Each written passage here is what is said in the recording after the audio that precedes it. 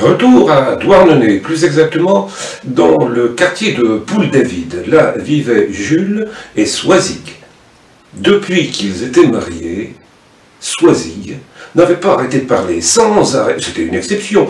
Une femme bavarde, ça n'existe pas beaucoup, mais comme ça, c'était une exception totale. Rien à faire pour la faire taire. Il y avait à peu près que la nuit venue, quand il sortirait dans le lit clos, que Jules arrivait parfois à la faire taire. Et c'était sans arrêt, sans arrêt. Elle avait toujours quelque chose à dire, sur n'importe quoi, sur tout, sur tout. Dès que Jules rentrait, il fallait absolument qu'elle lui raconte ce qu'elle avait entendu dire au marché, ou bien à Tréboul, on savait très bien que, et puis à Kérinek, pardon, elle avait appris que, et le pauvre Jules n'en pouvait plus.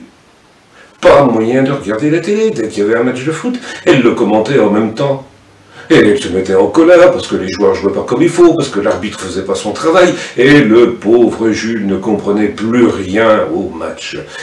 Tant et si bien qu'un beau jour, il lui a dit « Mais tais-toi, mais je t'en supplie, arrête de parler !» Là, Soisig l'a regardé, profondément vexé qu'on ose lui faire une telle remarque. « Tu veux que j'arrête de parler ?» Et là, soit. Elle n'a plus rien dit. Mais ce qui s'appelle rien. Pas un mot. Même qu'au bout de quelques jours, Jules s'est demandé si elle n'était pas un peu malade, si le vent lui avait pas tourné les esprits, si la tempête n'avait pas bousculé ses sens. Enfin, Jules était quand même bien content de profiter de cette tranquillité.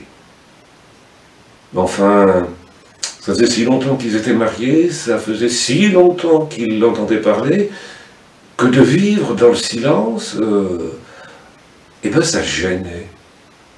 Et il imaginait qu'il y ait eu, par exemple, plus de vent jamais dans la baie de Douarnenez, ça serait une catastrophe.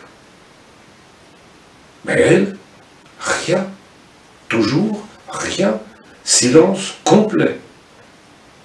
Alors un beau jour qu'elle était là, à tourner dans la maison, Jules est allé vers la grande armoire où était rangé tout le linge, et puis il a commencé à sortir les draps, les beaux draps en lin de Locronan, à les secouer, à les déplier sur le lit, à les jeter comme ça en vrac, et puis après les draps, les serviettes de toilette, les chemises de nuit.